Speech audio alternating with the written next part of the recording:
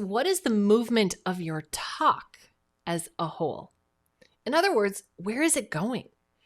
What is the pace of your talk? How does it feel? Does it land? We hear that phrase sometimes, like, did you land that moment?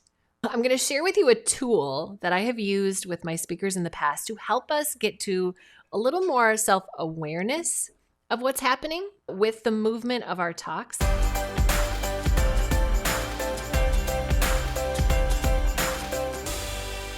When I think about the movement of the talk as a whole, this is where a lot of what we've been talking about over the last several weeks comes together. Because when we use the between moments super well, right, the silence, the spacing, it can help shape our talk. It creates movement in our talk. Our stories give our talks shape and movement and feel. So we're not always talking at people. The before moment is a beat that gives your talk shape and engagement and curiosity. All of those things really create movement so that we are moving towards something and it is not just a slog all the way along. We want moments where we're moving through faster and where we're setting up those key important moments for our audience. And then there's going to be times where you're flying through because it's not as important. So we want to use all of these tools so that our audience can more easily remember the important things. We've talked about this whole way along. They're not going to remember everything. It's not possible. No brain can do that. Everything creates a feel. And there are moments we want them to remember. And so we're going to put all of these things together so that they can remember. And the movement of the talk is really I was going to say, it's like a French phrase that I'm trying to access right now that I'm not even sure I know what it means. The resistance, something. You guys know what I mean, right? It's like the thing, it brings it all together. Someone in the comments, you can help me. You know what I mean?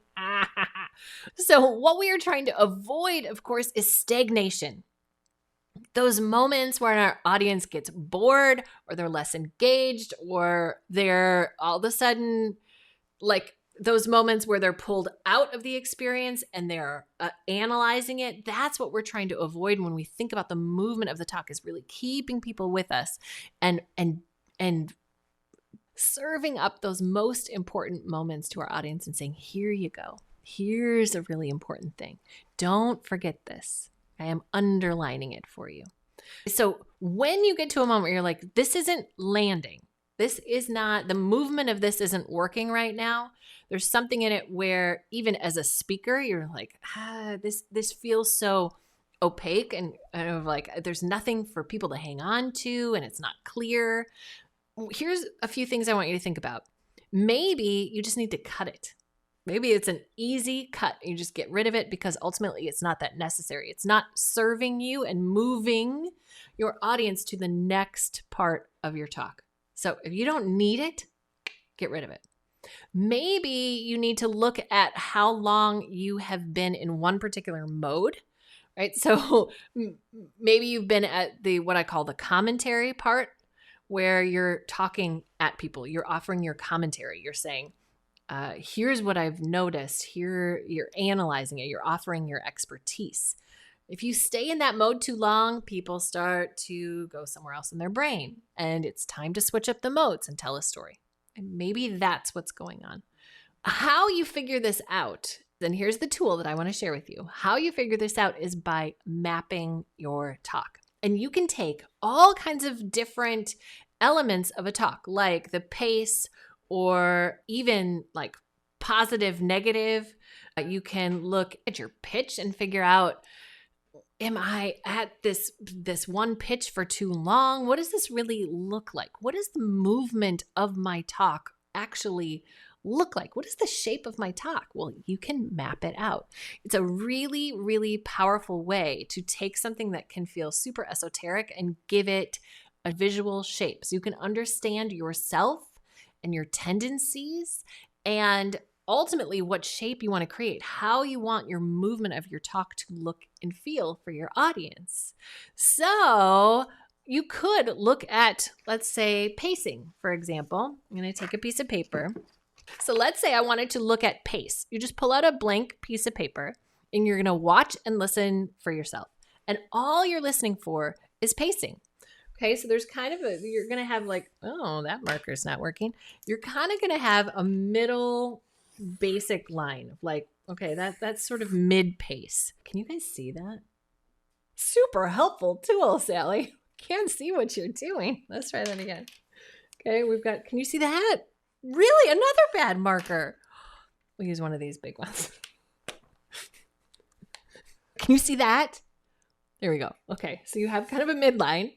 And as you are mapping your talk, you're just taking your pen and putting it on the paper and listening and watching without judgment, the best that you can. You're listening for changes in pace. So as you get faster, it goes up. And as you get slower, you bring your pen down. Now, again, it's not exact. It's not scientific. You don't have to be like, well, it's not to scale, blah, blah, blah. You're just trying to give a sense of the shape of it. And what we want to see, it doesn't have to be like this. It doesn't have to do that. But you want to see some variety. And importantly, when you slow down, you want it to match up with important moments. Or when it's super fast like that, is that the feel that you want? Is it like a really exciting thing maybe and you want the movement to match that? Or maybe it's just really unimportant. Like sometimes I have my speakers move really quickly through some things because we want to give the impression, we want to give the feel of like, oh my gosh, there's so much and there's this and there's this and there's this. It doesn't really matter what they're saying. I want the impression to be clear. I want the movement of it to be clear because it makes us feel something. Ultimately, we are, with all of this, what makes a memorable speaker on stage is the feeling that we create. And we are serving it up to our audience intentionally.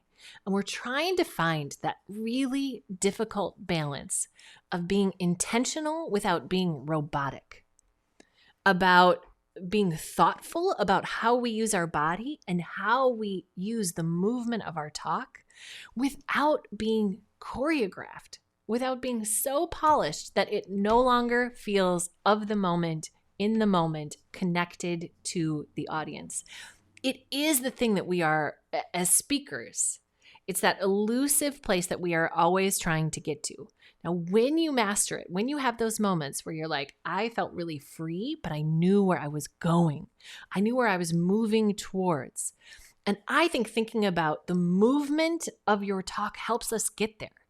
Because then we're not focused on every little moment, but there are key moments that we're really going to focus on. What are those key moments you want to nail? What are those moments where you're like, I'm going to be sure that I slow this down so people don't miss it? And then there's going to be times where we're just flying through because this is fun and we're just giving the feeling, the impression of an experience. So it helps us find that elusive place in the middle between this is really, really important and I'm going to let go of this. It's kind of, do you guys know the lazy genius? We're kind of lazy geniusing our talks. I just had that aha moment all by myself here.